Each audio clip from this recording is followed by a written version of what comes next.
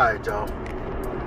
So, to the boxing upper brass, those who put on the fights, those who make the fights, the movers and shakers, the suits, the ones who make or break fights in the sport of boxing, the ones who can get it done but choose not to get it done.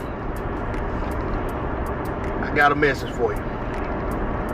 If you want to get in a position to where you don't have to exaggerate pay-per-view numbers, faking it till you make it, where you don't have to put fights on pay-per-view just to be able to pay the fighters for fights that should be on regular TV or regular Showtime, regular ESPN, or whatever the case may be, fights that shouldn't be on pay-per-view.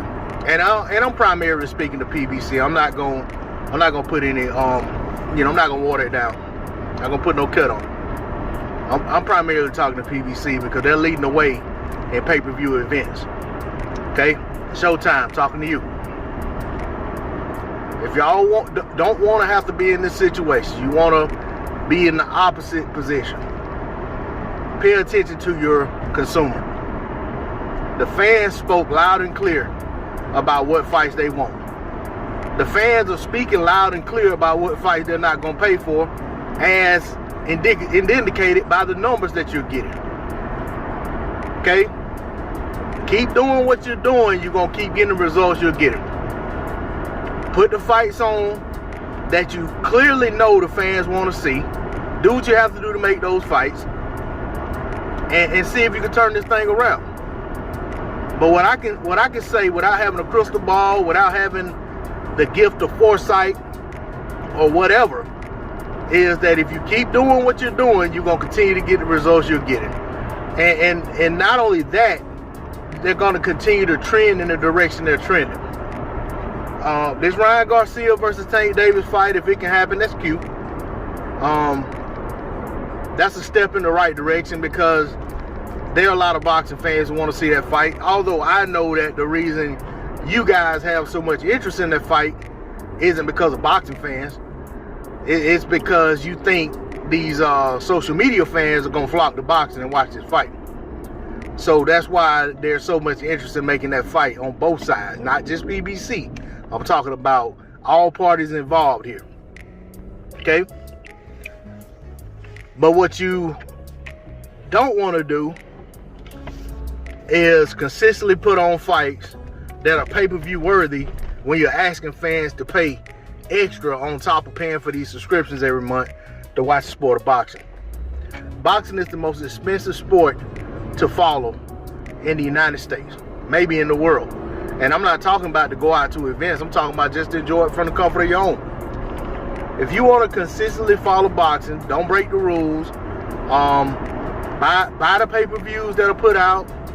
Subscribe to all these different apps to be able to follow the sport. Subscribe to all these different networks. I mean, boxing on an average could cost you, for a year, if you bought every pay-per-view that came out that wasn't going on simultaneously with another pay-per-view, subscribe to all the apps, subscribe to all the subscriptions for networks, I would say on average boxing would cost the dedicated fan would probably spend $250 a month on average supporting the sport of boxing. And if that's too high, let's roll it back to maybe say $175. But I mean, when you factor in all of the pay-per-views, when you factor in all of the apps and all of that stuff, it gets very expensive to follow the sport of boxing. I hope that at some point the people who control the sport of boxing will get the picture and realize that these people spend a lot of money to follow this sport, and we're asking them to spend even more. I think we need to do what we got to do to put on the fights they want to see. Give them what they want before they go away. There's a lot of other sports to watch, and that's in every country, every major company or country that supports boxing. There's a lot of other sports to follow, and a lot of them are, I'd say, the vast majority of them, if not all, are cheaper to follow than the sport of boxing. I mean, you could pay for one subscription to follow other pro sports. And then of course the collegiate sports, most of them, if you got the average cable subscription, you can pay for it, you can follow it. Follow them on there. So that's my plea to the movers and shakers in the sport of boxing. Y'all had the power to get this right. Put on pay-per-view worthy fights. I'm on the fence about Plant Benavidez, to be honest. I think Plant Benavidez is a Showtime championship boxing fight with no championship belts involved. But it's still, I still would give it that prestige because of who the fighters are. It's not just about championship belts, it's about championship level fights. I think that's a championship level fight. I don't think it's a pay-per-view level fight, but as we see in the pattern in boxing is, I think you guys have come to the thought process that once somebody's on pay-per-view, they're always on pay-per-view. I'm hearing Rolly Romero might be on a pay-per-view next. And we'll see what that does, if that happens. But I guess because Plant was on pay-per-view with Canelo, he's a pay-per-view fighter now because Benavidez hadn't been on pay-per-view up to this point. We saw Luis Ortiz, who had been on pay-per-view with Wilder, he's on pay-per-view with Charles Martin. We saw Andy Ruiz had been on pay-per-views, or I would say pay-per-view quality cards. I don't think it was a pay-per-view because you could get it on the zone. But he been in fights with Anthony Joshua. Then all of a sudden he's on pay-per-view versus Areola. Back on pay-per-view again against Luis Ortiz. So it seems to be that the premise is that once a pay-per-view fighter, always a pay-per-view fighter. Or a pay-per-view fighter from now on.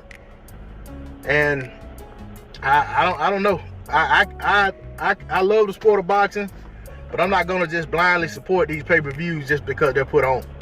And I don't have to steal them either. I just don't have to watch them. You know what I'm saying? There's other stuff I can do. I can always watch it months later or whenever it uploads after the fight happens, just if I want to break it down and find out what really went on. But you know, but that's just me. You know what I'm saying? And maybe I'm griping, and maybe those of you who listen to this are probably gonna feel like I'm just belly aching again and this, that, and the other, and ask the question, why don't I just stop following the sport if I feel this way? Well, I put a lot into the sport of boxing. A lot more than many of you or any of you know, aside from just doing what I do on YouTube. So, but you know, that's neither here nor there. The point is, the sport of boxing hadn't done anything to me. I got a lot of love for the sport of boxing, but it's the people behind who are in a position to make the sport of boxing or break the sport of boxing.